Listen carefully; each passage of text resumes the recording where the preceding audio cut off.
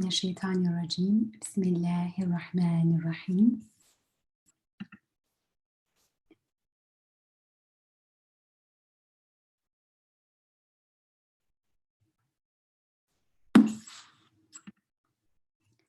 Welcome to Receiving Nur Ramadan study.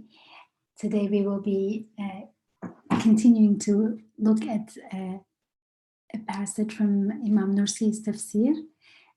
We started the study a couple classes ago, a couple sessions ago, but if you missed the beginning, it's all right. We have the recordings on YouTube channel that you can go back to, and you can still make sense of it, of what we will be doing today. The story, the chapter, the text that we're looking at started with passages from Surah Ash-Shams, and this is part of that reflection on Surah Ash-Shams, and that talks about the way. Actually, we can go back to the beginning. Yeah.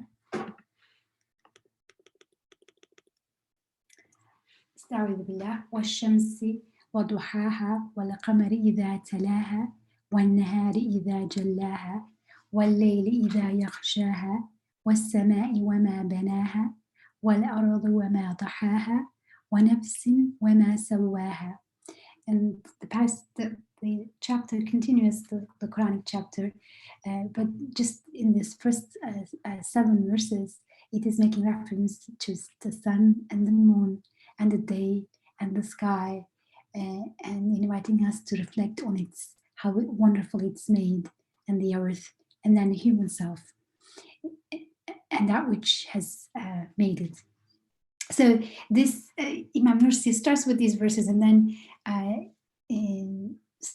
starts talking about the meaning of the world, and we had the metaphor in the beginning talking about how the universe is created out of God's generosity and God wanting to display manifestations of his beautiful names, and this world is displaying and those beautiful names, and the invitation is for us to see it. And then we talked about the metaphor, that metaphorical story that Imam Nursi talks about, and then we are now in the place where he turned to human being, and how human being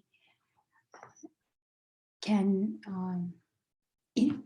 see these beautiful names of God manifested in the universe, and that's part of the human calling, to recognize that the world is pointing to the one with this infinite power and infinite beauty and compassion and wisdom and so on. So we'll continue that. We are honored to have Dr. Yamina with us. So she's we're reading it with her, and we want to keep this as open the discussion as possible. Of course, I understand that people go silent because they really want to hear and understand first. At the same time, we want to open up to discussion as we have the text before us, in front of us, all together looking at it. So please join in with your questions, anything that you find confusing, or anything that you find interesting and striking. A lot of the stuff that is in here, this way of reading the Quran deeply, transformatively, is new to all of us. So it's great if you join in with your comments and questions, inshallah. So without further delay, I turn to Dr. Yamina to continue our study of this passage. Dr. Yamina, I don't know if you are able to turn on your camera, but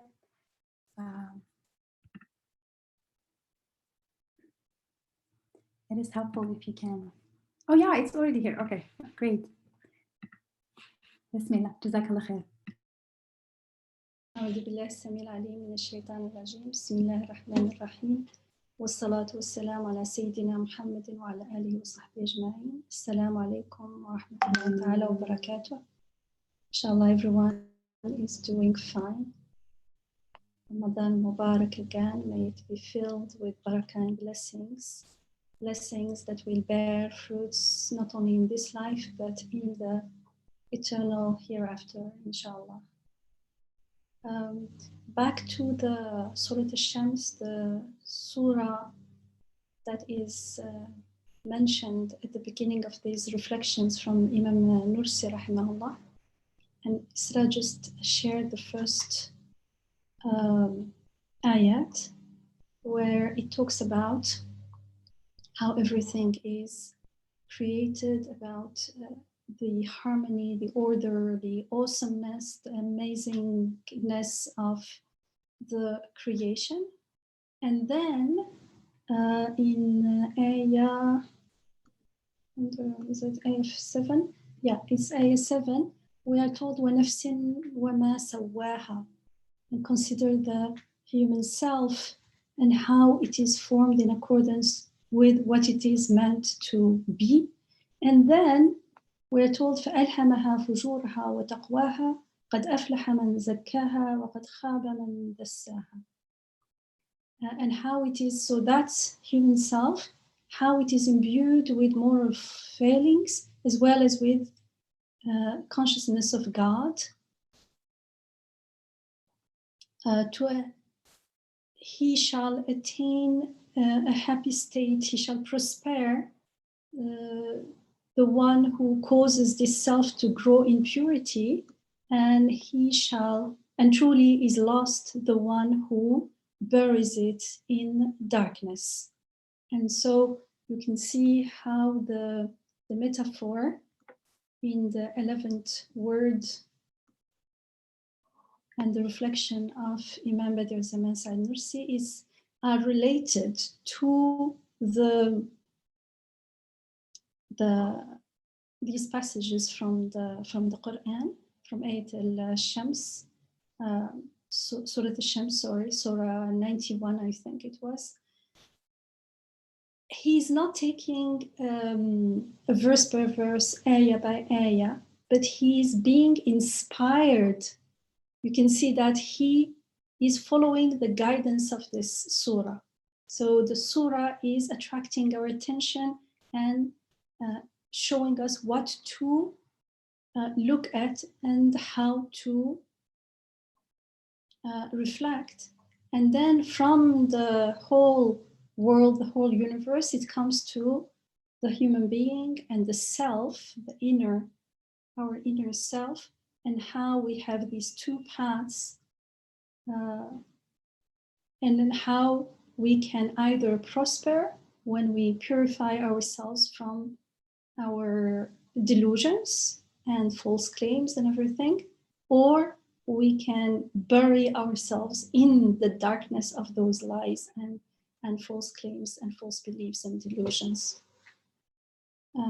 So far, those who followed with us from the beginning, we've seen, we are now following the first group, which means the first attitude, and we are learning how we're prospering, how we will prosper, inshallah. We attain falah, that's what we hear in the adhan. We are called onto falah, onto this prosperity that lasts, not only that is abundant, and how to get to know God. And we, so far, we've been going through the different stages, and these different stages start from the creation. That's why the surah starts from the creation. And then through the creation, we see the activity of rububiyyah, then we see the attributes of whoever is making all this. And then from there to al-Asma al-Husna, the most beautiful names of God. And this is how we know God, because without rububiyyah, without tawheed al-rububiyyah, without realizing that all sustaining and all providing and all creating and all bringing into being and all beautifying and all the actions, the creative actions we witness within us and within and without in the world have only one source, then we can have truly belief and certainty in the one God. So without that rububiyyah, without witnessing the rububiyyah, we can't witness that there is one God. And that's what we've been going through now. And it is now we are, as we get to know God as our Rabb, we are getting to know God. And we know, as we know who God is, we also get to know who we are as his creation. But we are a special creation because we've been given this ability to know God, to address him, to communicate with him. Well, he communicates with us. We become aware that he is communicating with us, and what an honor that is. It gives meaning and foundation and grounding to human existence. And I think we did study part of sixthly, right, Isra?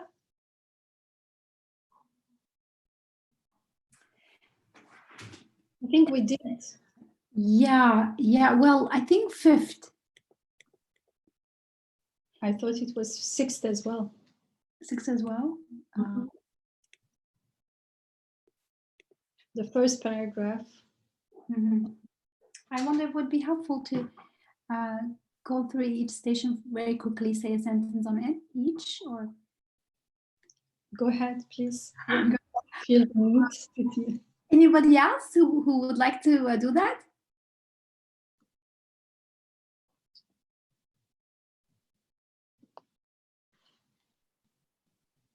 Okay, so then, so in the first station, they look around themselves, and that's the station of observing the wonders of rububiyyah around them, and they come to the conclusion of Allahu Akbar. Whoever is making all this is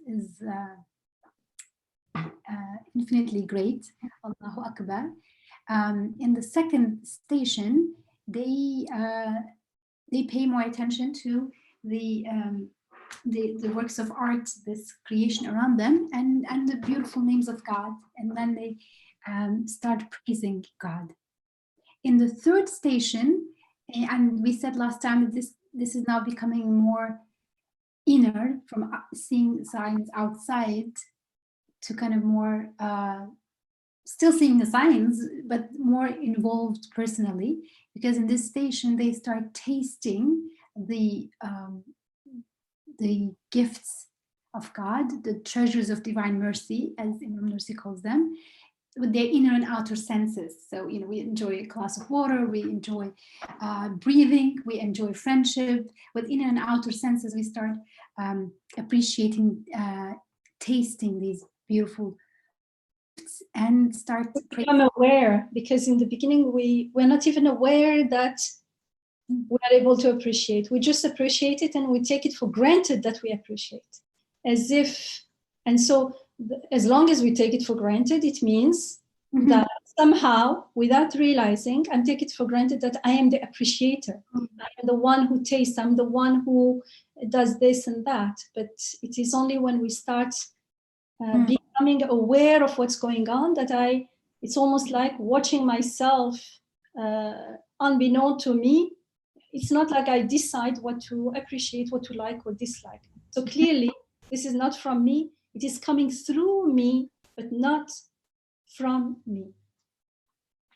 Well, that's an excellent reminder, because from the moment we come to this world, we're breathing, we're tasting these blessings, but it's a conscious state. That the third station is to say, well, look at these things that I'm benefiting from, I'm enjoying. So that's very helpful, that they start tasting. It's not like they're not already in the world consuming things, but they are now seeing that consumption, that interaction, as tasting beautiful blessings from the divine mercy, right? Two people can be eating, but we ourselves, we can be sometimes eating, we're just consuming, and sometimes we're eating as a means of seeing the blessings of the Razak. That's the second. That's the second step, because in the first and second step is what most of us who have a goodwill, who have the intention to recognize God, the intention to recognize that we are being gifted, that we are in this world for a purpose, we go through 1 and 2. So in 1, we say, we look around and clearly this is amazing. So Allahu Akbar, God is most great. And now we don't know him yet. In the second, now we start getting to know him, because now we're seeing qualities. We see things are created with art, beautifully, nourishingly, lots of things heal us, lots of things. And so now in the second one, it says, it's the station of being the herald of his brilliant and wonderful works, which are the manifestation of the sacred divine name. So we see that these are manifestation of something, and we say, Subhanallah walhamdulillah. But this Subhanallah, alhamdulillah is still, I am the appreciator, I am glorifying, I am doing. And it's okay. It's okay in the sense that this is part of the journey that we will be. The issue is only, as we talked about it last week, if we get stuck there forever, then we will never complete the cycle of Tawheed, the process of Tawheed, the process of unifying, realizing that everything has only one source. And so the third one we said last time is the beginning of that very crucial, critical point that we start internalizing. It means we start waking up to a new awareness. So the first and the second are important compared to not being aware of anything, being a total unbeliever, not being aware that there is purpose and meaning in life. So it's very important. But starting from the third, there is a new thing, because now suddenly I realize that, what does it mean I appreciate? What does it mean? It seems like I am saying Alhamdulillah, but how? I don't even get to choose what to appreciate or not. So now the outer senses were used, and the inner senses were definitely used, but not consciously, not mindfully. Now there is a new phase, and it's and we talked about then afterwards. You carry on and you will see 4th, 5th, and 6th, inshallah. In 4th, he's going to explain more. Does it make sense? Because look, thirdly, he's also saying they started to carry on the duty of thanks and praise. But we said all praise be to God in 2nd. But this praise be to God is going to be more really praise be to God alone. And 4thly is tasbih again, but truly tasbih, because in the second one we say Alhamdulillah, but actually we only say it with things that we like. If there is anything that I don't understand the purpose and the meaning, and for some reason I'm annoyed or I dislike it, there I cannot say all praise be to God. I cannot say glory be to God, because I am still not aware of what's really going on. 3 is a new phase in our growth, in the growth of the first group. The first groups are those who are willing to accept the reality. And 4th explains it more. It says, in the station of weighing up with the scales of their spiritual faculties, they weigh up the treasure of the divine names. Isn't that? Inshallah, we should study the 30th word after this 11th word, because there it explains more in detail how this works. So maybe we shouldn't go into the details, right, Isra? Yeah, I think let's get going. Even in this, there will be another iteration, a different iteration, but of how to relate the beautiful names of God. So, yeah. So I'm not going to take up time. I have some questions, but let's keep going. Inshallah, it will unfold more.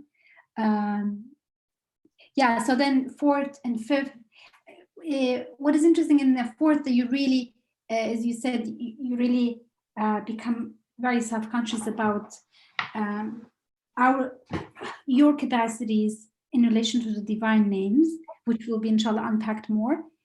And then it interestingly moves into fifth and talks about seeing the messages of Rububiyyah, sustainers' messages written in qadar, and the way, I actually couldn't ask this last time, but is it possible to see this as, after having talked about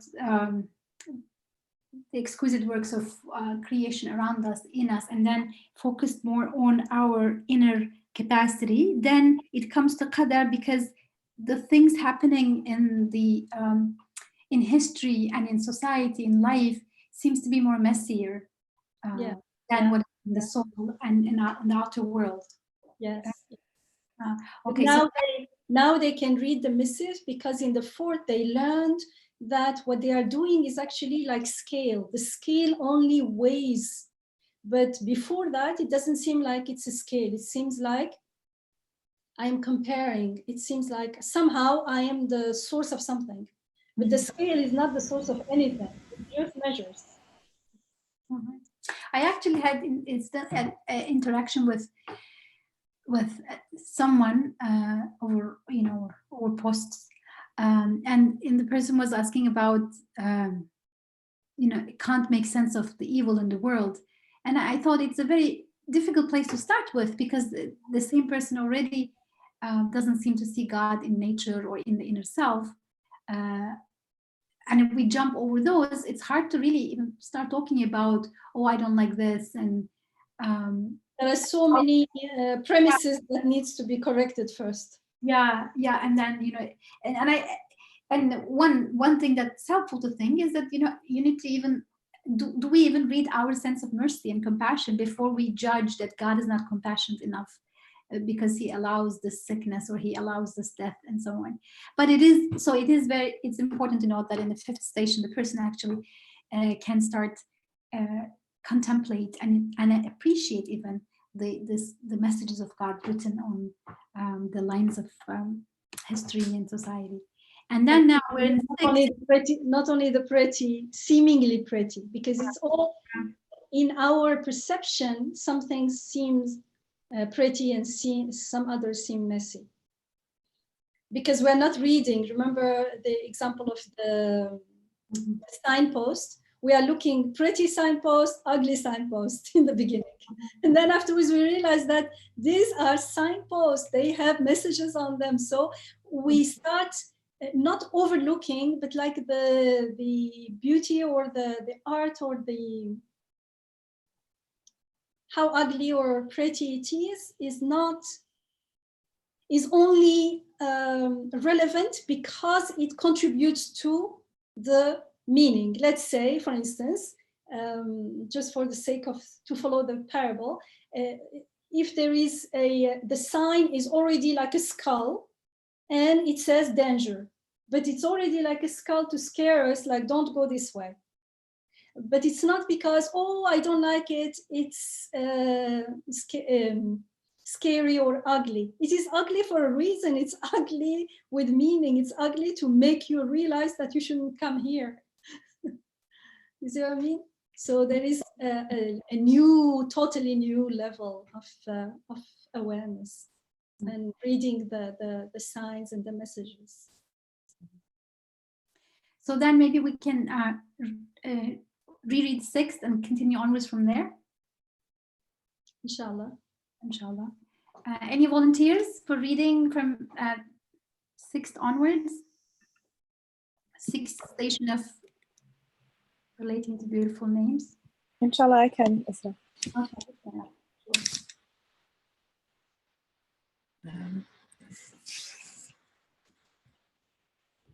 Sixthly, with beholding the subtle, delicate, fine beauties in the creation of things and in the art and beings, in the station of declaring God to be free of all defect, They took up the duty of love and yearning for their all-glorious creator, their all-beauteous maker.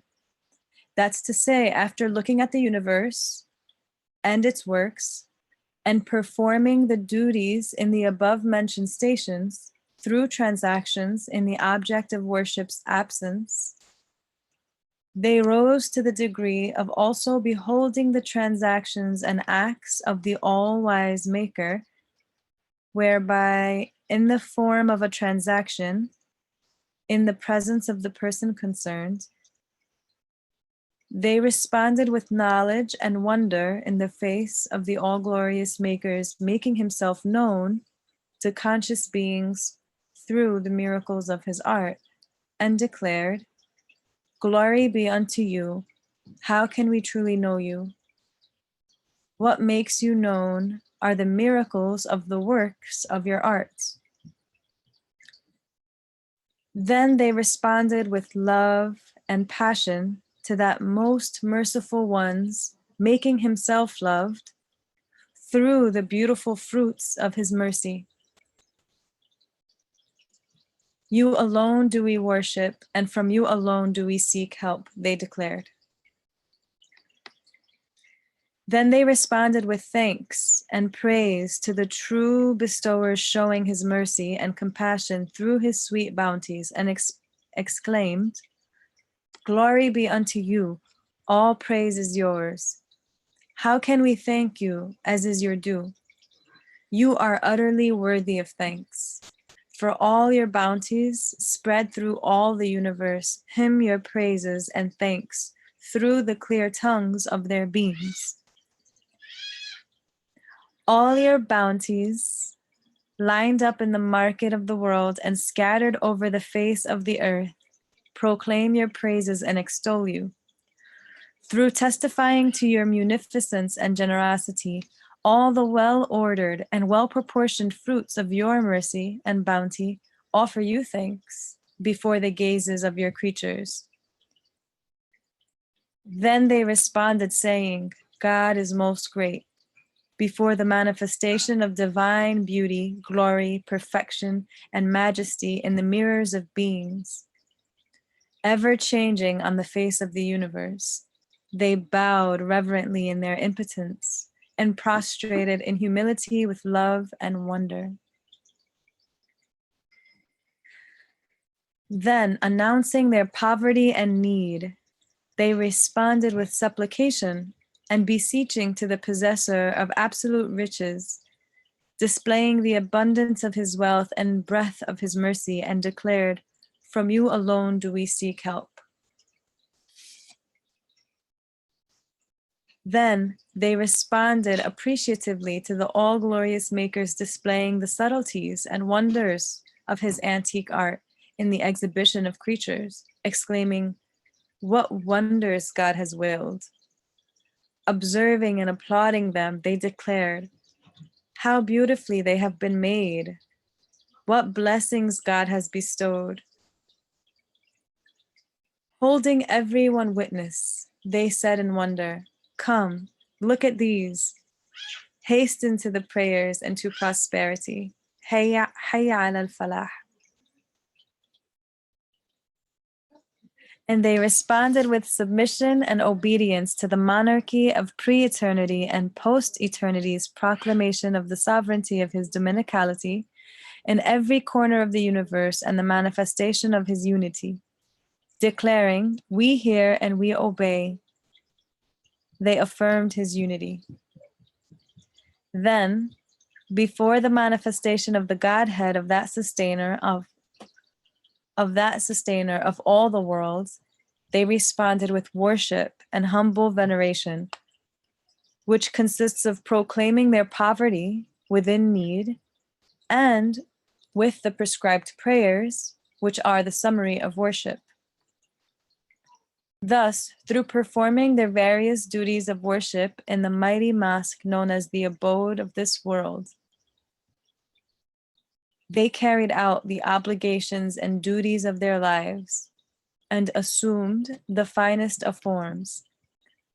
They ascended to a rank above all creatures by which, through the auspiciousness of belief and assurance, and the trust, they became trustworthy vicegerents of God on the earth. And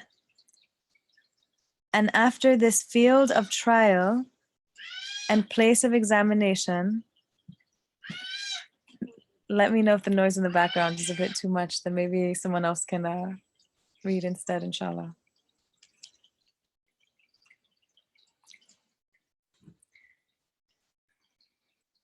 It's good. Okay. And after this field of trial and place of examination, their munificent sustainer invited them to eternal happiness in recompense for their belief, and to the abode of peace in reward for their adhering to his religion of Islam.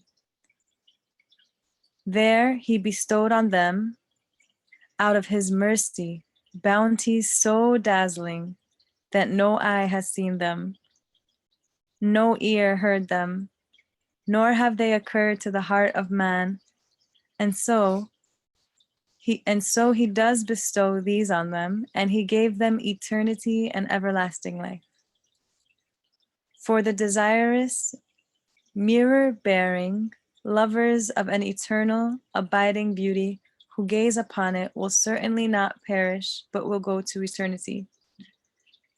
The final stay of the Quran's students is thus: may Almighty God include us among them. Ameen.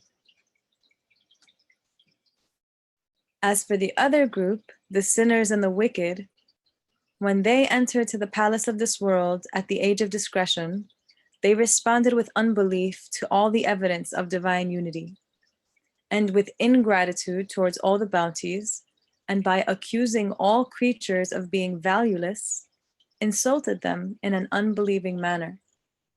And since they rejected and denied all the manifestations of the divine names, they committed a boundless crime in a short time and became deserving of endless punishment. For the capital of life and man's faculties were given him for the duties mentioned above. O my senseless soul and foolish friend, do you suppose your life's duty is restricted to following the good life according to the requisites of civilization? And if you will excuse the expression to gratifying the physical appetites, do you suppose the sole aim of the delicate and subtle senses, the sensitive faculties and members, the well-ordered limbs and systems, the inquisitive feelings and senses included in the machine of your life, is restricted to satisfying the low desires of the base soul in this fleeting life? God forbid. There are two main aims in their creation: an inclusion in your essential being. Shall we stop here, maybe? Yeah. Thank you, Sarah.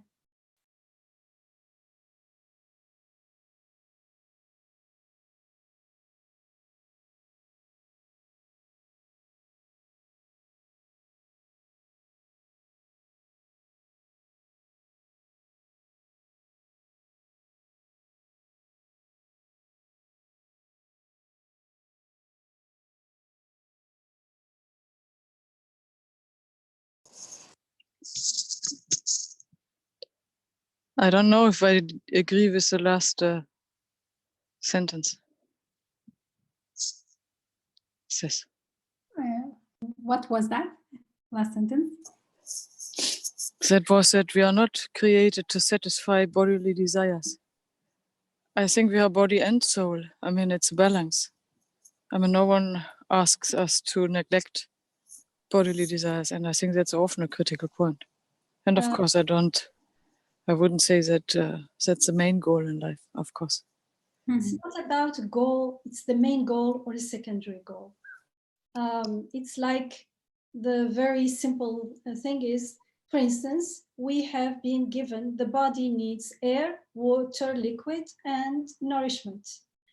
we don't need any guidance, divine guidance, to tell us this, because that's how we created, and we will seek to fulfill those physical needs. However, what this means is, even as we are fulfilling those needs are signs, they have meanings, they have purposes that transcend just the food is not only created for the body. Why? And Imam Nursi, somewhere else explains, he says, look at food, for instance. How many kinds of food is created? So many kinds, we can't list them. We probably don't know all of them. And even the ones we know there are numerous kinds of foods. And at the same time, we've been given a tongue that can taste so many different tastes, and a memory that recalls, and we say that taste is, I tasted it a long time ago there, and this and that. And all this cannot be only to feed the body. Why? Because look, when the body needs nourishment the most, when the body is growing the fastest, it's when we are babies, when we are small kids. When the baby is born, they have only mother's milk, and it's enough, and they grow. So if it was only for physical growth and nourishment, then there could have been 1 or 2, 3. When the baby grows a little bit, there are a few fruits and veggies that you can mash and give to the baby. Why? Because at that stage, the consciousness of the baby is not as developed. So there is no need to have all those tastes and smells and shapes and colors. And if it is only for the body, few would do. So this shows us that all these fruits, all these food are for something more, much more. The fact that we enjoy we taste and experience so many tastes and enjoy so many of them in different ways cannot be just for the body. It is for something much more meaningful and lasting, because the other one is not lasting. Anything that is not lasting cannot be a goal, secondary, or it can only be a means. It can never be a goal. A goal is something that makes us grow. A goal is something that cultivates our awareness of who we are, what the purpose of life is, who our sustainer is, and get ready for eternal life, eternal paradise. When our awareness grows this way, the pleasure, the joy, the inner peace, the grounding we feel from that connection to our sustainer, from the meaning of life, the purpose of everything, the purpose of the food in my plate is many folds much more rewarding than the physical pleasure. And when we get to know that, then the other one is, it's like an encouragement. It's something nice, but like it's not the aim. It's it's a means, it's a sign, it's a missive, it's something to be read. So, and you can apply this for everything in life. That's how I understand it. And because it's not mentioned only here, it's mentioned in many places. I'm talking about Imam Nursi's understanding.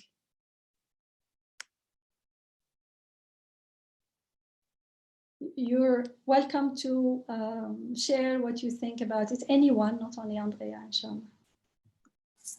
Thank you. There's a story that comes to my mind that my sister told me. She said that in So there's concentration camp, and then there's one of the bosses who oversees kids, and he keeps taking out boys overnight and has sex with them. In the morning, he sends them back to the barrack without the head, because if they don't have a head, then they will be killed in the next morning.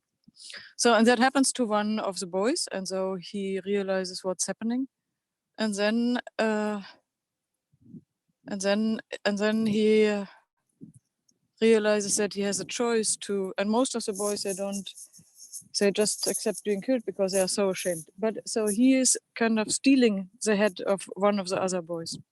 So he decides for his life compared to the life of another boy. And so then I was thinking about this story, and then so you can say that, so if you are in the state of trust, then you may see other options. You could maybe imagine that all the boys suddenly lose their caps at the same time, and that could be a solution.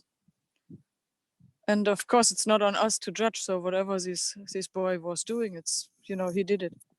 But it's so what he was doing is he was choosing between his life, his bodily life on earth, and another person's life. Sometimes, so alhamdulillah, I don't have that choice, but I can confirm that that sometimes you have situations where you are choosing between life and not life. So, and that the body has a force.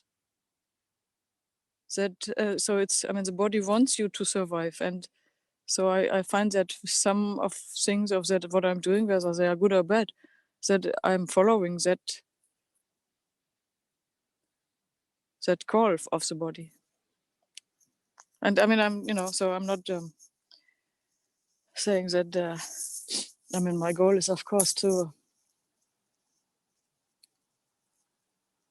trust. My goal is to increase in trust, and that's the main goal. So anyway, okay, so that was what came to my mind.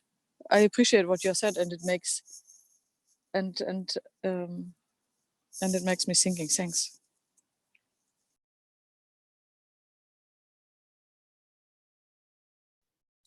Thank you for sharing, Andrea. That's great to have comments and questions, and makes all of us think. Is there anyone else who wanted to share something? Yes, Sister Zaida, Zakia, That reminded me of what Andrea said of another story I heard from Len Swidler of the temple.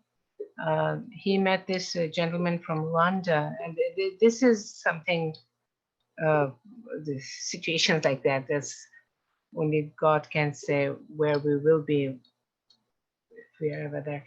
This gentleman from Rwanda, I forgot the name of the two tribes that were fighting. So his wife was from the opposite tribe, and he was from the tribe the soldiers came from his tribe. And they told him that he has to, if he kills his wife himself, then they'll spare his family, his children, in other words. And if he doesn't kill his wife, then they're going to kill the whole family. So, and eventually he was under tremendous pressure, and he killed his wife. And then all his, because that they spared his children, in their eyes they were just his children. And then for the rest of his life, the children never spoke to him again. He was a completely broken man. So basically he lost his wife and his children. And so it's one can say a lot, and I have my own thoughts on it. Len, of course, thought that, I don't know, but there are situations where what choices did he have? It's easy to choose for oneself. But you know, I just thought this is one of the most difficult stories I heard. Thank you.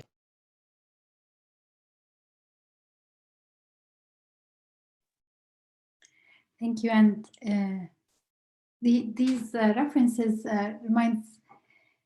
reminds of the fifth station, I think, or one of the stations about reading the signs and on the pages of Qadar, destiny, and of course the issue of decisions and ethical dilemmas and tragedies and so on is a vast topic.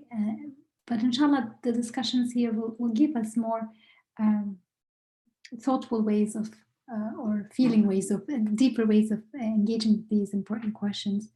And definitely we can, you know, one thing for this particular context that we're looking at is to think that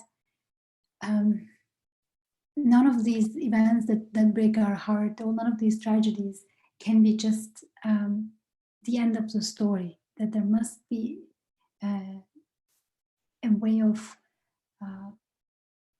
honoring the victim, a way of recognizing a meaning in all of this flow, in the tragedy and in the relief, in the immense sacrifices that people go through, heroism and being broken and all of that. So we can't maybe unpack all of it at this point. Anyhow, Dr. Yamina, do you have something?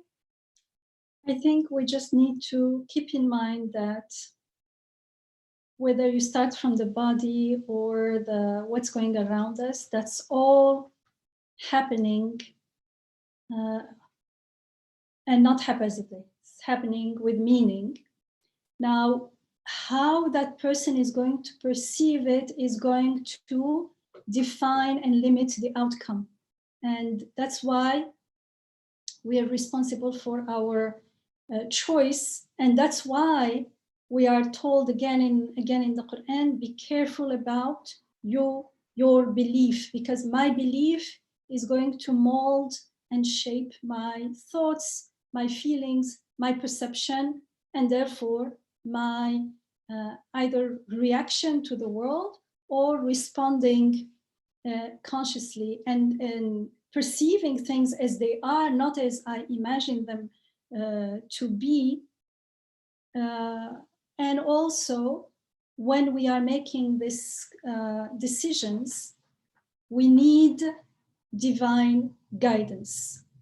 So we need divine guidance to cultivate that attitude, that awareness, that true perception of things, that being able to read the signs and not to just impose meanings, impose our internal fears onto the world. But we also need the divine law to decide.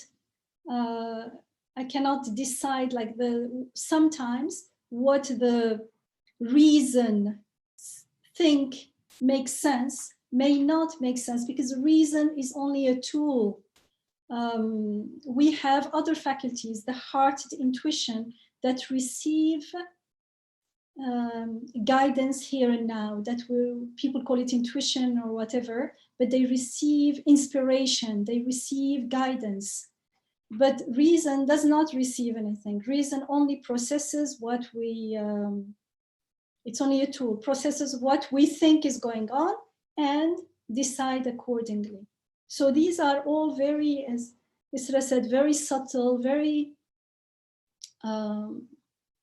let's say, complicated, sophisticated things. It's not black and white, but there are some main points that unless we're aware of them, we cannot talk about the story or even unravel it. Like, yes, the body has its needs, and there are needs that the body is almost like calling us. So but those needs have the limits are given to us through the divine law.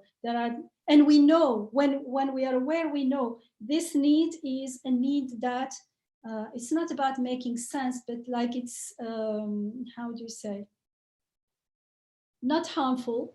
But for instance, let me take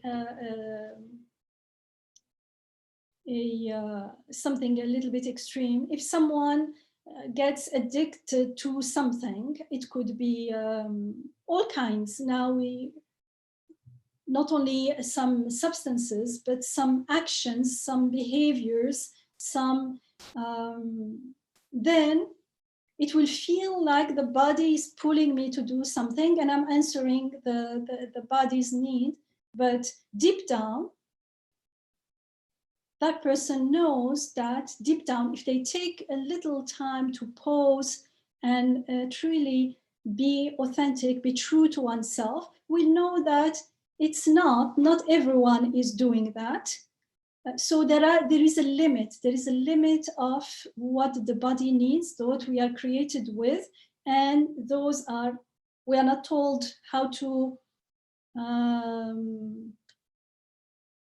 regulate those things. Although even like food, eating, we are told, yes, eat, but eat consciously. So it's not about quantity primarily, although we know, like among Muslims, says don't eat too much. Yes, but like if you just tell me I may not eat much, but still I'm not eating meaningfully. But if the more I eat meaningfully, reflecting mindfully on the provider, the more my soul and heart are satisfied, they are happy, they are fulfilled, because they also have their needs, and their needs are much more important than the need of the body. I can go for a week without eating, 2 weeks without eating, just with water, I can do fine.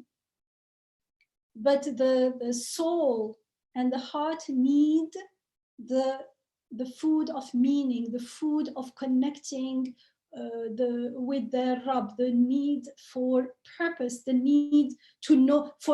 That's the only way we feel safe. If we have that Rabb that has the power over everything, that he's all merciful, that takes care of all my true needs here and forever. When I eat that way, anyways, very quickly I be in touch with my body and my bodily needs, and I feel that I am full. When I am not, when my soul and heart are hungry, I feel that my stomach is full, but I feel still something is missing, and I keep eating more and more and more until I say, oh, I shouldn't eat this anymore, and next time I repeat the same cycle. And I'm giving the example for food, but we do it for all kinds of behaviors and actions that can be harmful, and even the beneficial, if it's overdone, it's harmful anyways. So the body is not something that has a mind on its own, disconnected from its creator, from the maker. It is given to me as a servant. Reason is a servant. They are all tools, they are servant. And the me is that conscious part that makes sense of everything and that feels the need for guidance and a law and rules to protect ourselves, and to, when we are in unknown situations, how do we make a decision? Because when we are not referring to help from God, from the divine law and divine guidance, we are assuming that we know the outcome. They said, your wife and everyone else, it feels like it's very clear. Tomorrow, we won't be here. Tomorrow, maybe the world won't be here. We cannot compare, make decisions on things that are like that. So I don't want to go into the details of the situations, but when we do it mindfully as an ijtihad, as a, this is how I understand from divine guidance, from the divine law, and this is how I interpreted it.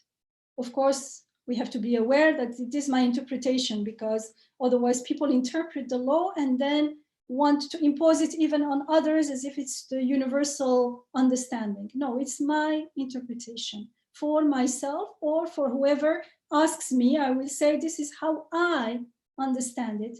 Maybe in a year, I will realize that I made a mistake. Whatever, the whole thing is about being aware that I am interpreting, but not from my own misperception, but trying to at least purify those perceptions, and knowing that why, not in a state of panic, I am now caught on all sides. Everything is very meaningless and very, how do you say, cruel, and what kind of word it is. No, I am in a state of groundedness, in the state of acting in the name of God. You created me in this situation. What shall I do now?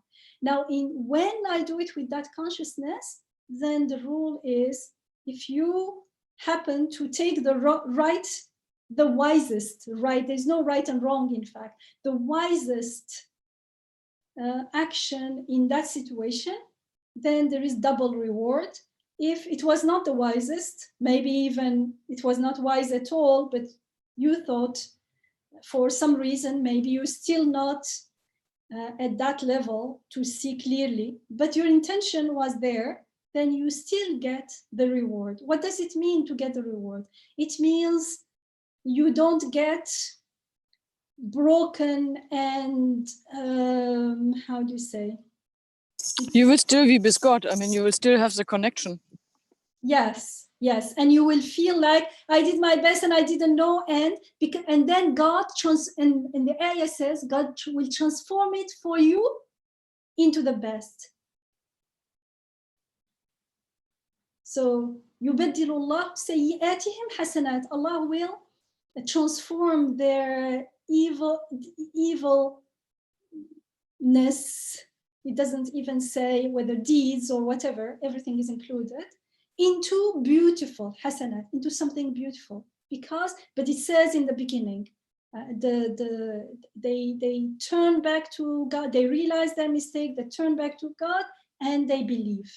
Then even, I talked about while doing it, being aware, even when I am not aware, if I realize and go back to God, then I won't feel, how do you say, like under that huge burden of a decision that may have very serious consequences that don't only involve me, but involve other people around me. Because then we are reminded, as Andrea said, that you are connected with God and He is in control, and He will I may wrong someone without realizing or without realizing, but the moment I start praying, God can make that, my mistake or my wrong to that person, into something, a beautiful opportunity for that person to grow in this world and in the next, inshallah.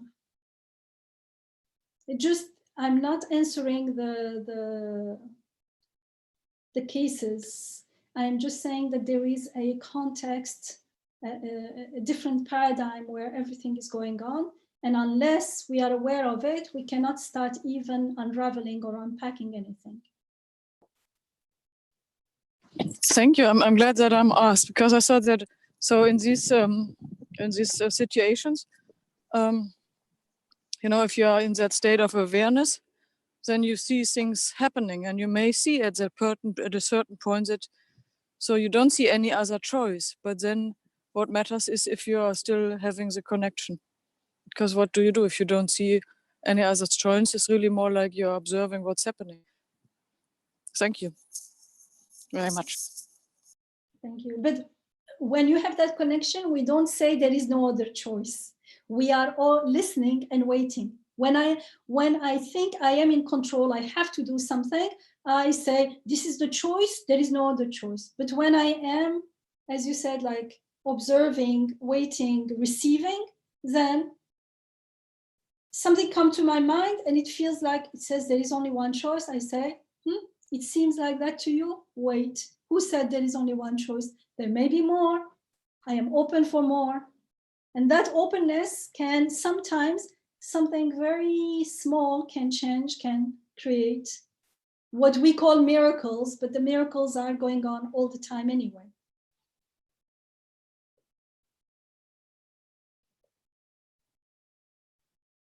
And also in that, when we are connected, death is not the worst thing that happened to us. Death, we are all going to leave this world one day anyways. How we live is what matters, not that we live. We are living.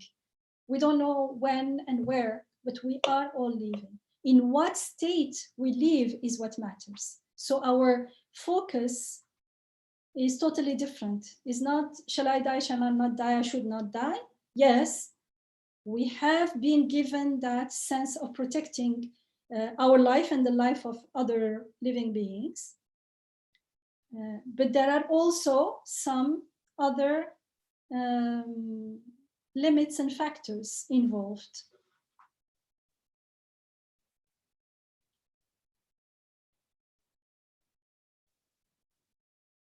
Because it may seem reason may say, of course, I will protect my life, even if it's at the expense of another. But there are people who will die to protect others. They don't even know, not even family or anything. So the first assumption is not it's a universal reality. It's only when I am in that situation, I have some beliefs. According to my belief, it seems to be the only choice. According to someone else, they'd rather save the other person than live a life of guilt. So you see, it's all relative.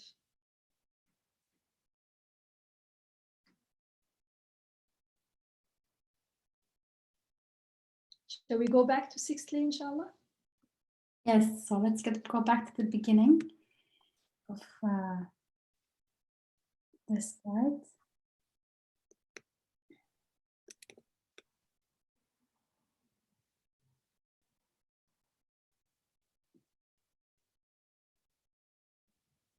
When I was younger, as a child, I remember reading some books on saints and Sufi teachers and so on, and they talk about love of God.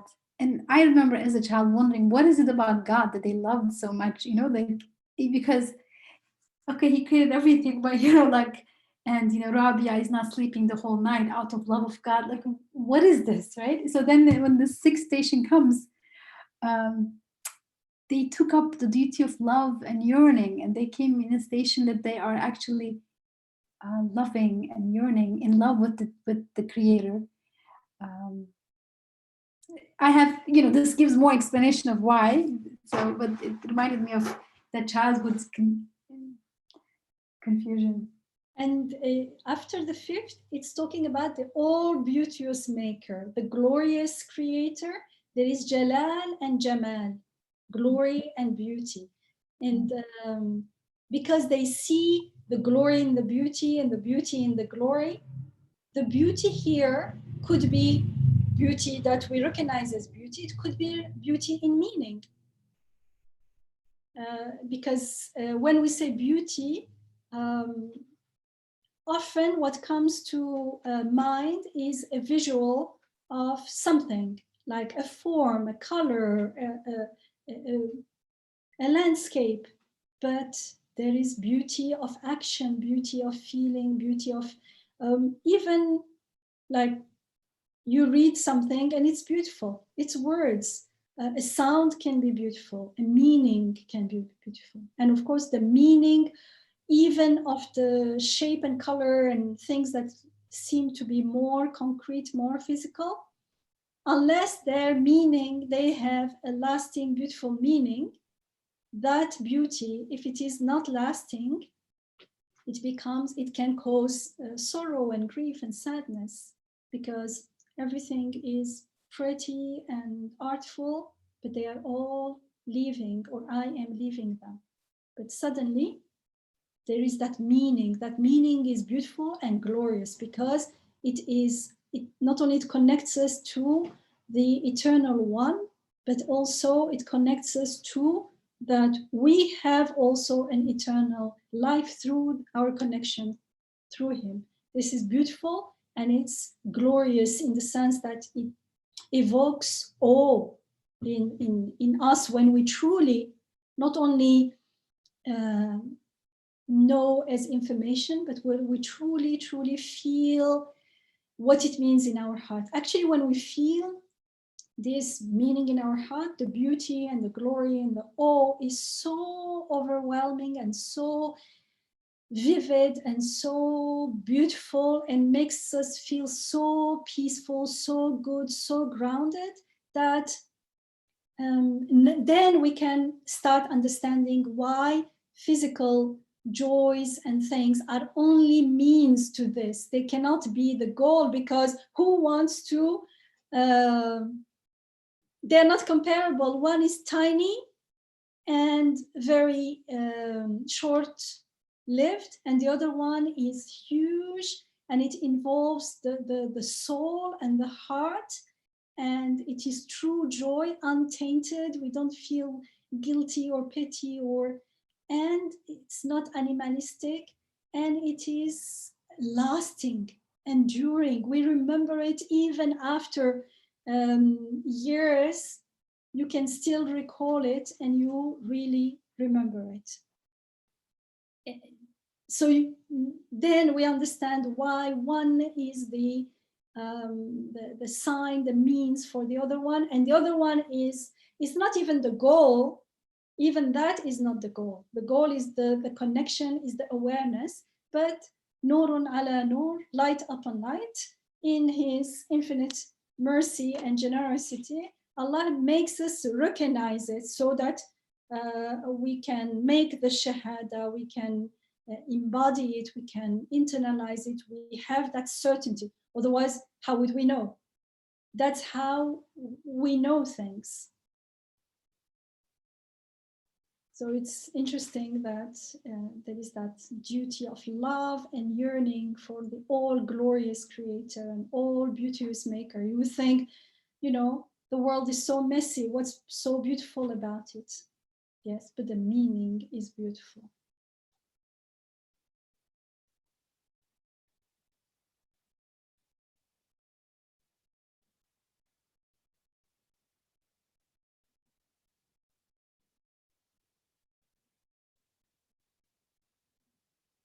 And 6, of course, includes all the others. That's why he says, that is to say, after looking in the universe and works and performing the duties in the above mentioned stations, the 5 above station, through transactions in the object of worship's absence.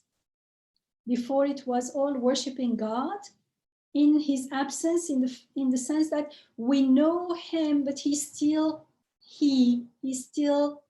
we don't feel like living in his presence. Now in 6, they rose to the degree of beholding the transaction and acts of the all wise maker. Now they feel like they are in his presence. Now they truly know him. Of course, it's like the pinnacle. The 5 other steps are necessary to come here. But now they can say, Iyaka na'budu, we worship you. You, thou in Arabic, it's like a single. It's more intimate, more. In the presence of the person concerned, they responded with knowledge and wonder in the face of all the all glorious makers, making himself known to conscious beings. So it's not like, oh, now I am in the presence of God, I know him. No, because then if I think I know him, I am not in 6, I'm still before. Now they realize that he is making himself known to me. I'm receiving that knowing. I'm not the knower. I'm not knowing. Who makes himself known to conscious being through the miracles of his art and declared, glory be unto you. So again, they said in the second step, they said glory unto you. But now it's a true glory unto you. There it was glory unto you, looking at everything outside. No one other than you could have created all this. But in my little world, I am the one understanding this. I am the one witnessing this. I am the one realizing this, appreciating this. Once we start the inner journey, and I realized that all these things, these feelings and how would they call it? Like, not skills, but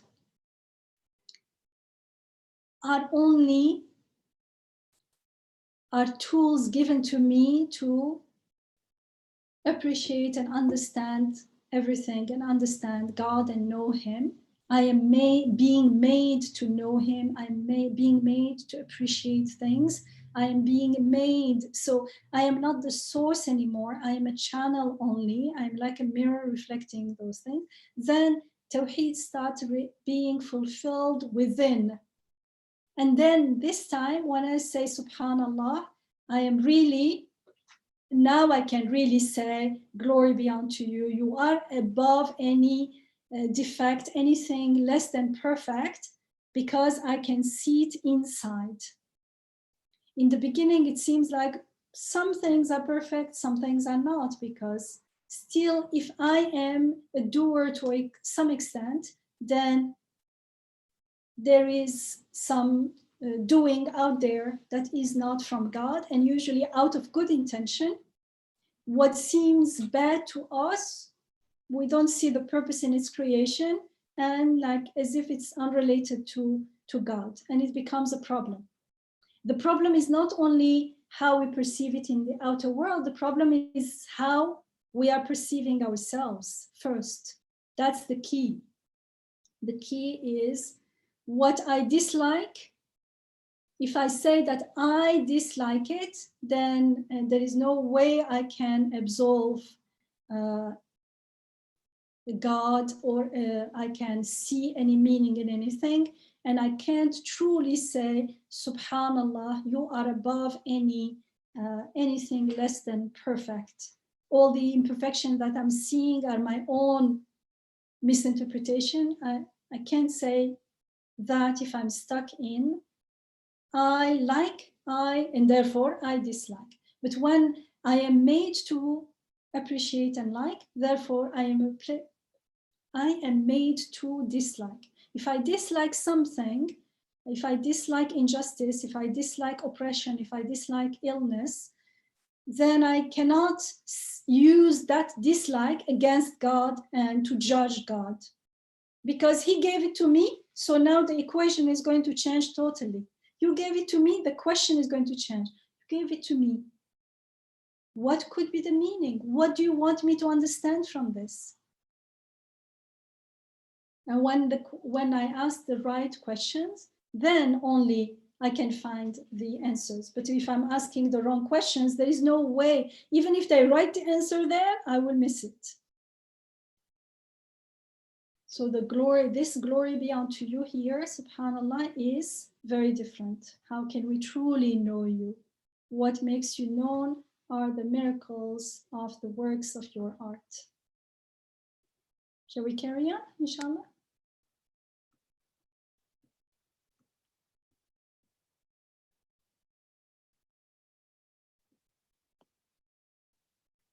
Then they responded with love and passion to that most merciful one's making himself loved through the beautiful fruits of his mercy.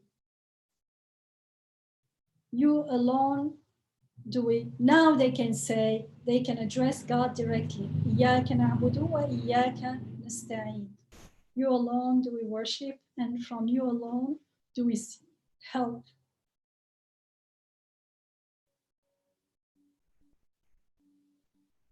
So they respond with love, but they are aware that he is making himself loved, because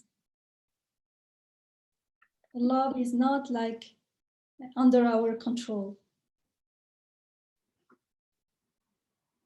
It's also a shift from loving the thing itself to realizing that this is actually from someone who wants to make himself loved. Wants me to love him. So I feel like he discussed, people appreciating the blessings and so on earlier, but now it's about recognizing that this is somebody wants to, like if somebody brings you a flower, you enjoy that flower, but then you recognize the intention. This person is in love with me, or he wants to express his love with me, or then that blessing, that flower would have really fulfilled its the purpose of its creation. Otherwise, we will say, thank you, I really like this, and get all our attention on the thing itself. It's like kids, when they are like 2, 3 years old, 3, 4.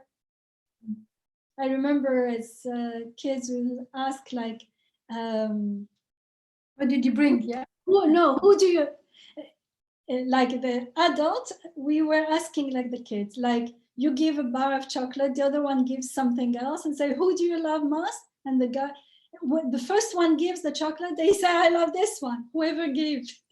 And then you give something else, and then they are confused, and they start looking at the things, because they are not interested in you. They're interested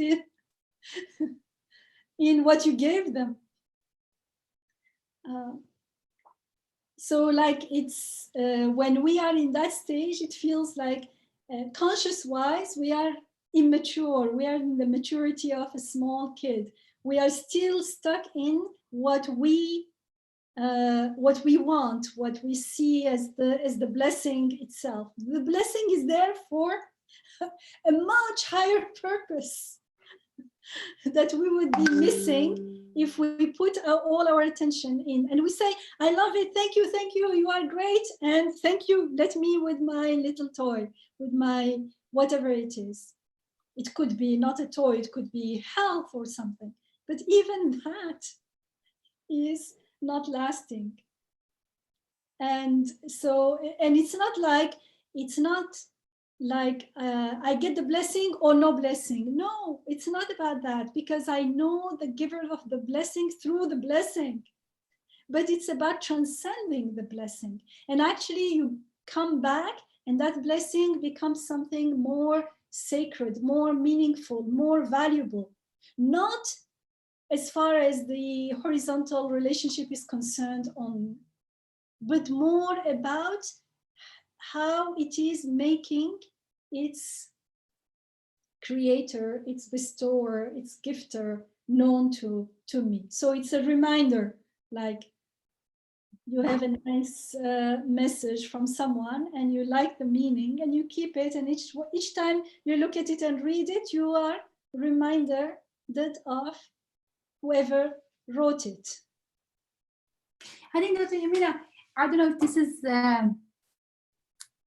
relevant or it's just exciting, but go ahead.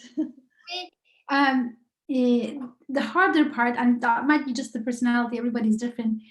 The hard part is to make the switch from saying this flower is beautifully made, or this spring is gorgeously made, and there's a Jamil who's making it, to switch from that, to add to that that he's making this for me.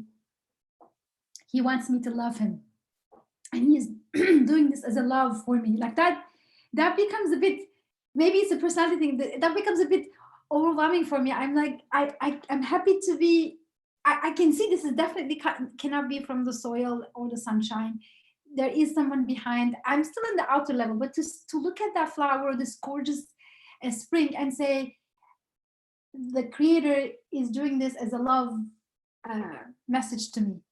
You know, if Alia is here, she always says, you know, this is God's expressing his love to me as human beings, and to me as a person, that part of human race, that shift or that addition is what seems to be here in the sixth station, and that's I don't know, that's where I personally have difficulty. But that shift only makes sense when I realize that the love I find in me for the love, there is love in me for beauty, okay?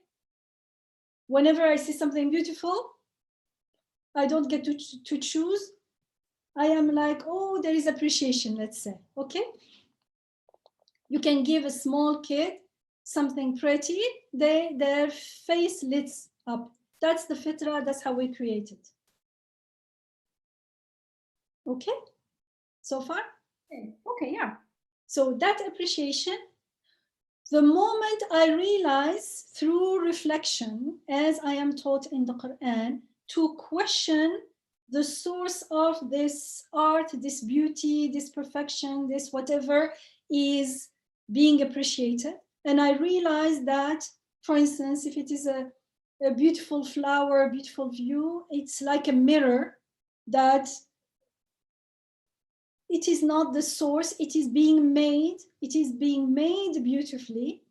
Then, without making any effort, as much as I am convinced, I have witnessed that truly this flower is not the source of this beauty, and the appreciation suddenly changes its direction. It goes to the one who made it beautifully. It does not mean that, oh, I don't like the flower anymore, because it wouldn't make sense. It is through that beauty that I found the giver of the beauty. So actually I come back and appreciate it even more, because now it is even more meaningful. It is coming from an otherworldly source. It is actually, if you look at something living, having shapes and flowers and things, and it's amazing, it's a miracle. So actually, once I realized the source, the appreciation, the love goes to the maker of that beautiful thing. And that beautiful thing, when I come back and look at it, I appreciate it even more in his name, as a reminder of him, as a message from him, as a means, a mirror mirroring something about him. So the same thing applies to the appreciation. Here, he is making known, because if I stay here, it feels still that I am the one appreciating and I am the one knowing God. And so the fact that if someone says he's making himself known and making himself appreciated, it becomes like an addition. There is no organic link between the two. An addition, of course, it will feel a little bit alien, a little bit not far-fetched. It makes sense, but like, I don't feel it. It has to, that's not an addition. That's a truth. That's the same thing, just like what we apply to the flower, apply it to the appreciation, to the knowing, to the love that we find in ourselves.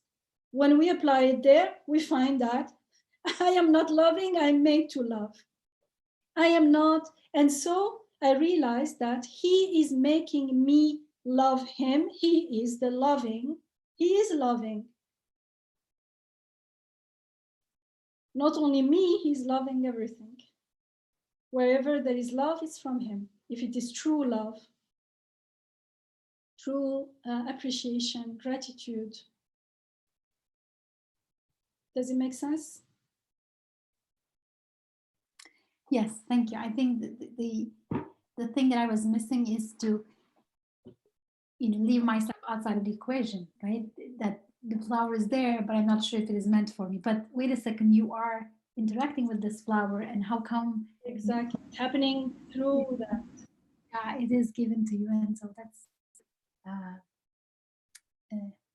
to look at the world as the beauty in the world as a love. Actually, I witnessed that he's the loving. When I am loving, when I'm appreciating, I witness that he is the source of appreciation. He is al-shakur.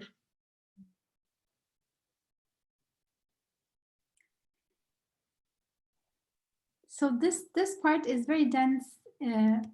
It is very, very dense, and especially if you read it in the original with all the words from the Quran and things.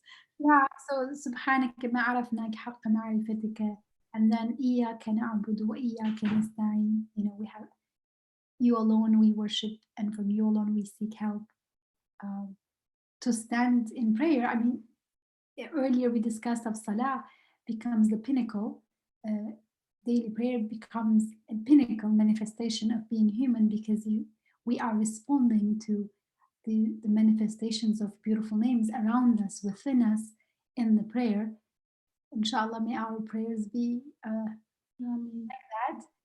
So, you know, it's an act where we are, inshallah, ideally responding to the reality and standing before the Creator.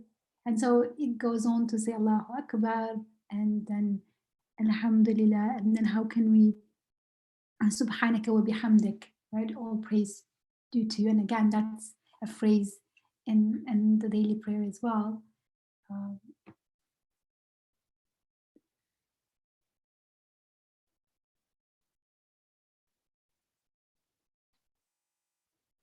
And then Allahu Akbar in response to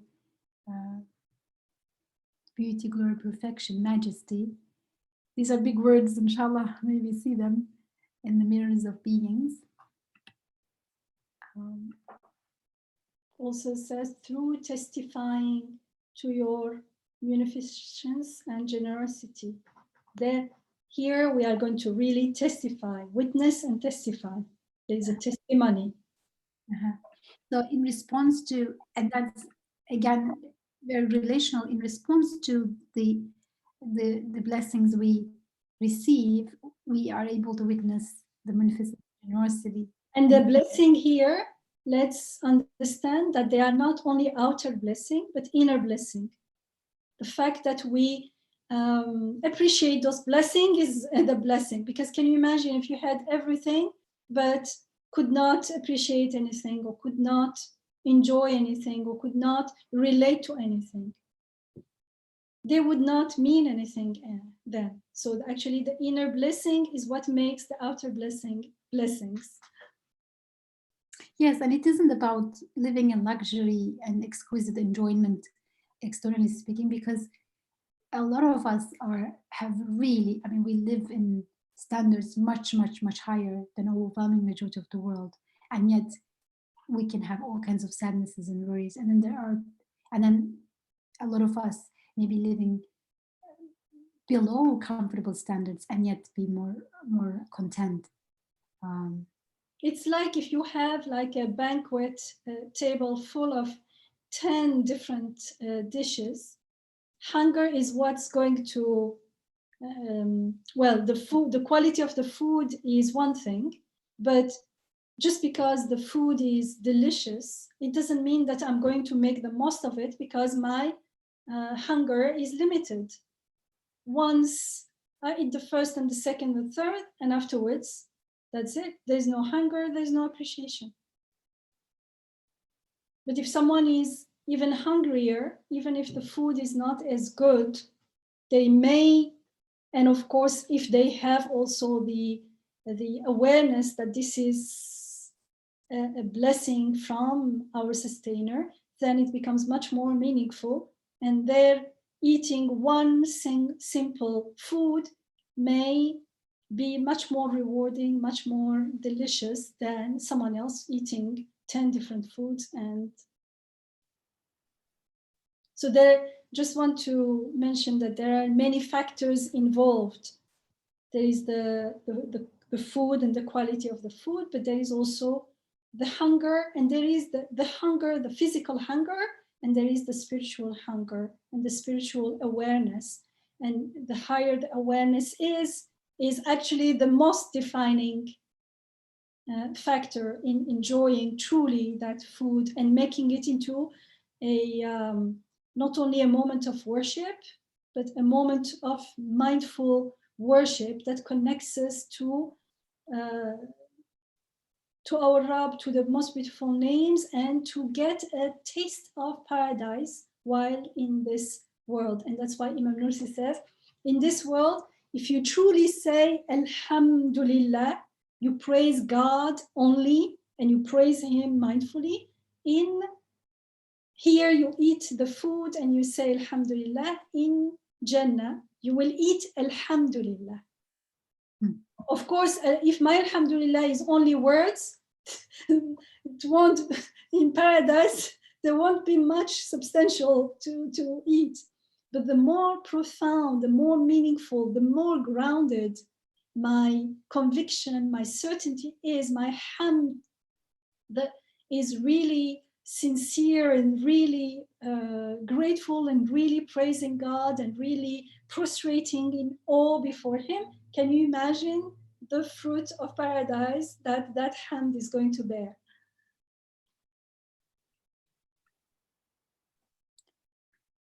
Sarah, did you want to say something? Yes, mashallah.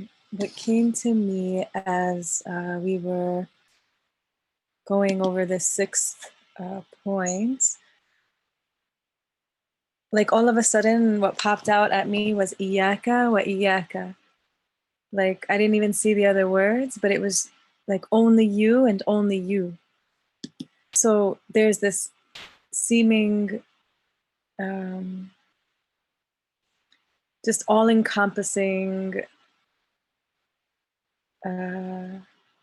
awareness that comes that says iyaka wa iyaka, like it's only you, it's only you. And then it reminded me of something that sticks to my mind of one of the companions that would say ahadun ahad, right? And we know, like we learn in the Quran, that this tawheed or this ahad is the purest way of witnessing God, and it's the fundamental teaching of the Quran. So that was the first connection, that iyaka wa iyaka and this ahad, this concept of ahad. It seems like this culmination, this point of the sixth point is the arrival at this culmination that there's only you, there's only you. And then when I looked at the words that followed iyaka, wa na'budu wa nasta'in, there's no I. I was like, oh, that's interesting. It's not like I need you, like I need to worship you, I need to pray to you, I need to ask you something, I have a need, but oh, now there's no I at all in this proclamation of the sixth point. It's what iyaka na'budu. So it's like we all are made the same, and we are all simply made almost like all I see is you anyway. Like there's not even a separation. I don't know, like in the existence level, we're just all the same. And it just came together to me, like mashallah, Dr. Ali had this beautiful concept of like ummah, like this brotherhood or sisterhood, but it's like this existence with everything all together as one, not even humanity, right? Like humanitarians are like, we're all one as humans. But now, like as I'm reading this and looking at trees of different colors, I'm like, subhanallah, iyaka, iyaka. And then we're the same, like we're made by the same one, and whoever it is so awesome, because look how different we all are. So there's no more I. It's just like, wow, look at us, like look at how we're made. And the second iyaka is nasta'in, which speaks to, because I was going to ask a question, but subhanallah, because I was made to just pause and listen, my question was going to be, yeah, but sometimes we still fluctuate, and then we come back to this, like, you know, we're in and out of this state, right? Like we can't just exist in it all the time, right? Like, so that was my I being like, yeah, but I can't be in this state all the time, right? So like, what happens when I leave? I want to be I from time to time as well. Yeah.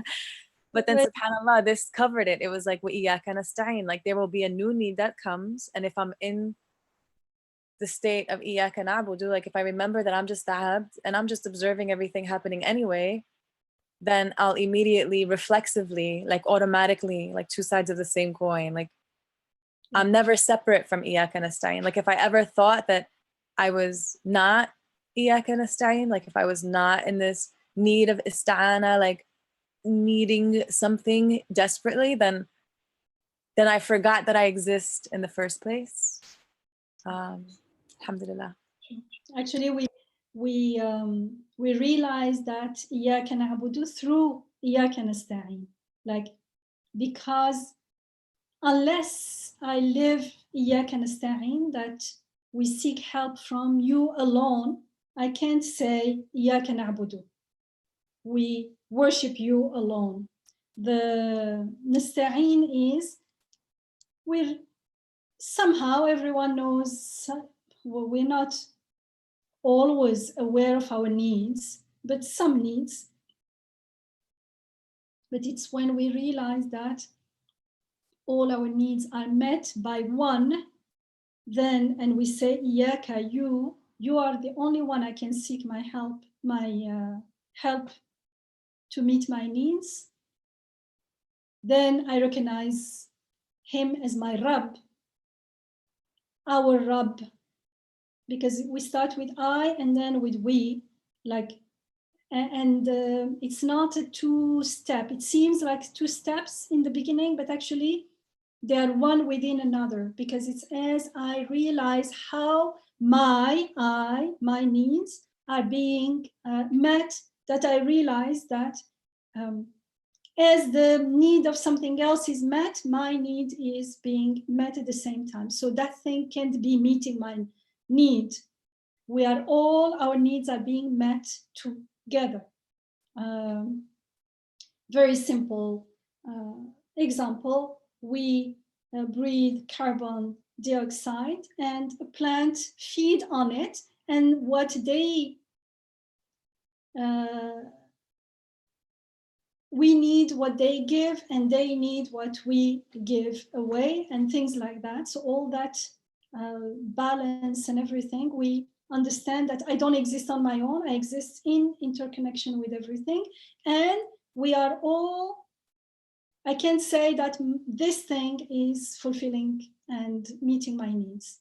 Our needs are all being met together with our being all harmoniously related to each other.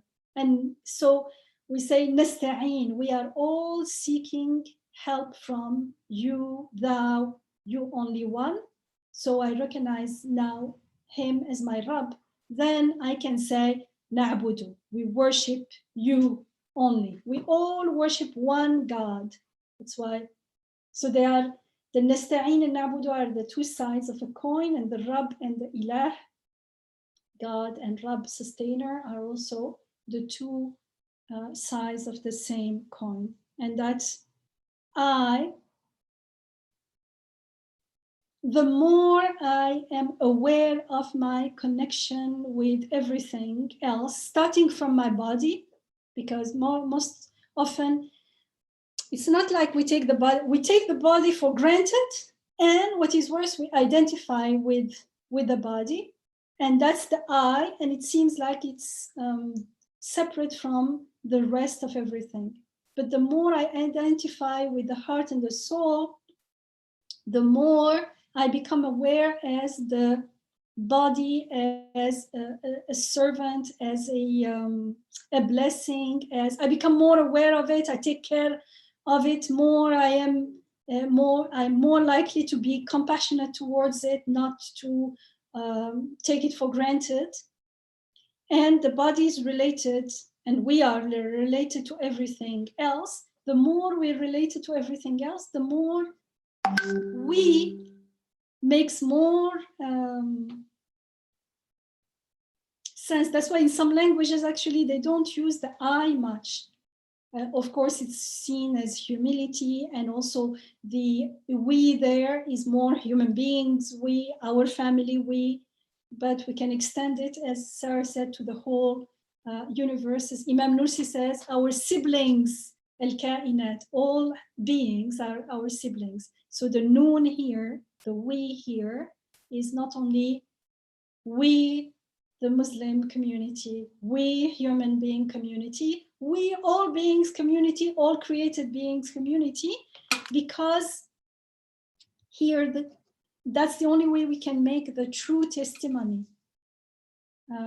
Because we're testifying that I exist within everything else. I need the air, the sun, the whole thing to be like this, to be able to breathe or to eat something, and so our tasbihat, our glorification, our praising are going to, if we say we, it means I am aware that we are glorifying together. It's not like I'm glorifying, he's glorifying, like when we're in the mosque, each one is glorifying and we. This is not that kind of we. It's not 1 + 1 + 1. No, my glorification cannot exist without the others. Each one needs all the others and exists within all the others. It's like Imam Nursi gives an example. If you take a piece of cloth, when you do this, the whole thing comes together. If you pick one thread or one piece, like if I do this, the whole thing comes together because they're all intertwined and interconnected. And so our tasbih exists in connection, in relationship to everything's tasbih. And that also gives more meaning, true meaning to my tasbih. And each other's tasbih testifies to they become evidence to each other's and increase not only the validity, but the truth, and increase our awareness. So it becomes like the more we realize we are we, if we truly realize what it means, the more it becomes something you want to identify with. Because if is more a reminder of our ghafla situation, where I have that misperception, the delusion that I exist separately from the rest of the world. And if I see myself, perceive myself in disconnection, in separation of the rest of the world, I cannot really truly be aware of my connection to my Rabb. So I will be stuck in separation from the rest of the world and therefore from my Rabb, our Rabb. Thank you, Sarah. That was a very nice point. I'm wondering,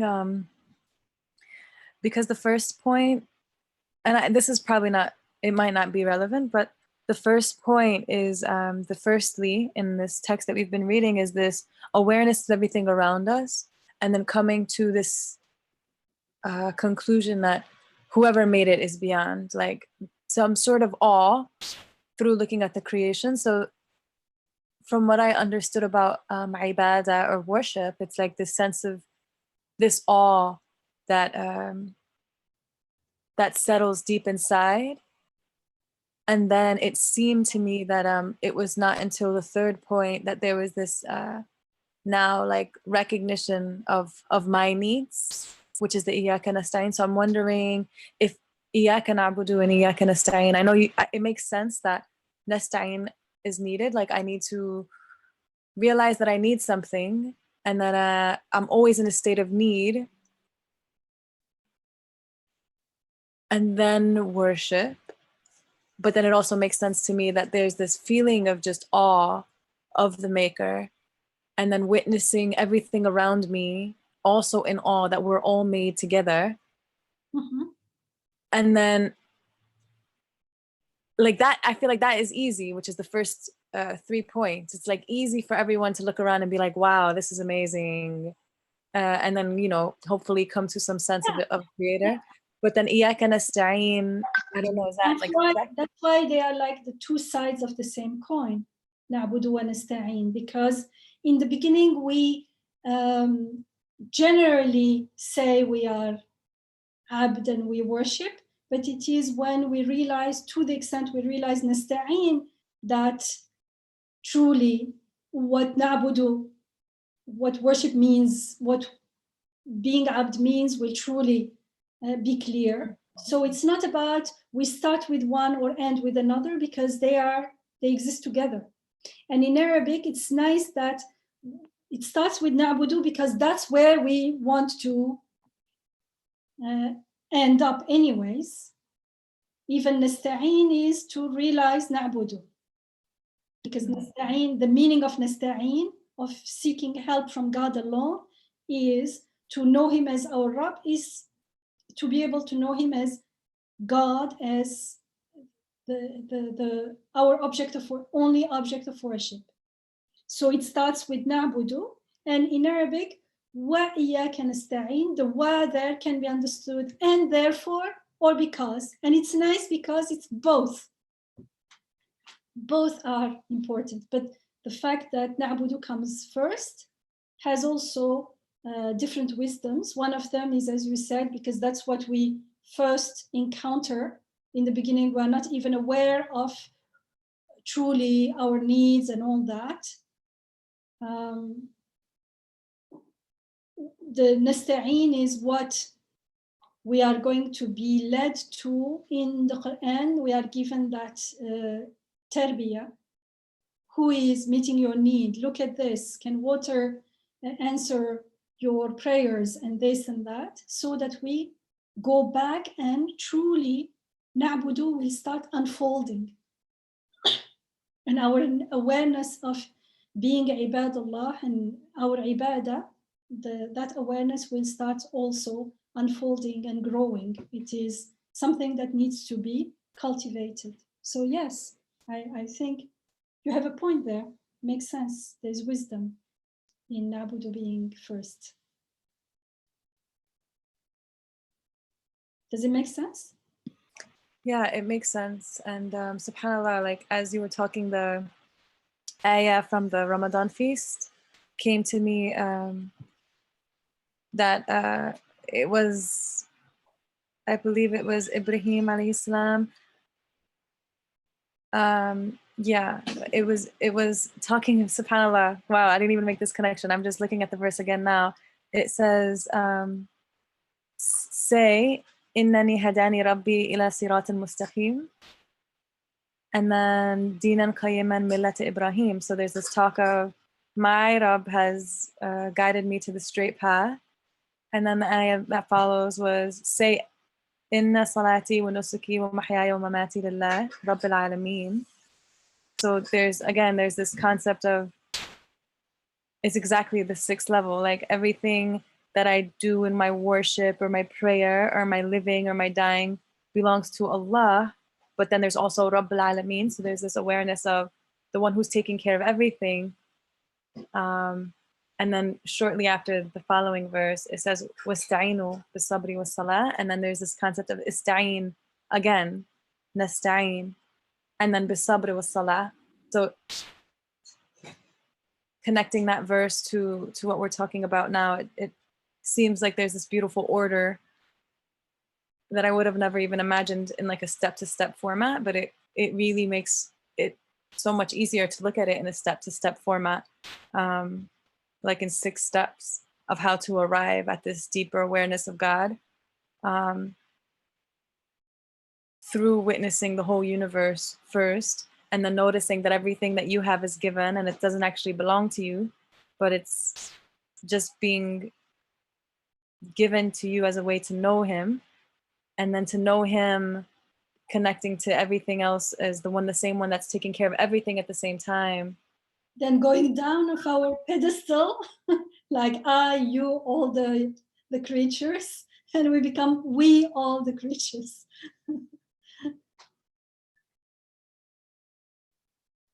Yeah, mashallah. Alhamdulillah. What shall we do, Isra? It's getting... Yeah, I think we can wrap up just for this session. Inshallah, we'll continue. Are there any other comments?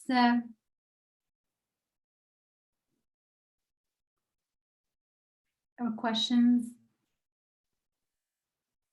Could Sarah give us the ayat? She quoted the verse numbers, so I'd appreciate that. She could text it, please. Thank you. Sure, I'll put it in the chat now, inshallah. Yeah.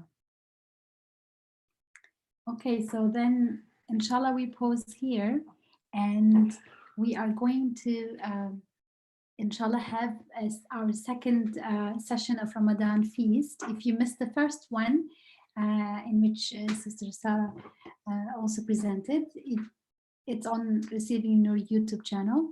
It was a beautiful reflection. We had two presenters last time, and this coming Sunday, inshallah, we also have two presenters. May 3rd, Sunday at 3 p.m. Eastern Time. And as you may have seen in today's newsletter, Brother Elijah will be talking about 2 eyes, a tongue, and 2 lips, a reflection on Surah 90. And then Sister Maha will be talking about 1 step forward, 3 senses, and tenses abound, a preliminary reading of Quran's imperative on walking. So inshallah, join us then on Sunday, inshallah. And next Wednesday, we'll continue this discussion on seeing and living with beautiful names of God. Jazakumullah khair, Dr. Yamina, in leading us again. Jazakumullah khair, everyone, for joining and for your comments. And inshallah, we'll keep each other in dua. Assalamu alaikum. Wa alaikum assalam wa rahmatullahi ta'ala wa barakatuh. Jazakumullah khair. Assalamu alaikum. Wa alaikum assalam. Fi amanillah. And the verse Sarah noted just for the recording, it was Surah 6, verse 163, 164.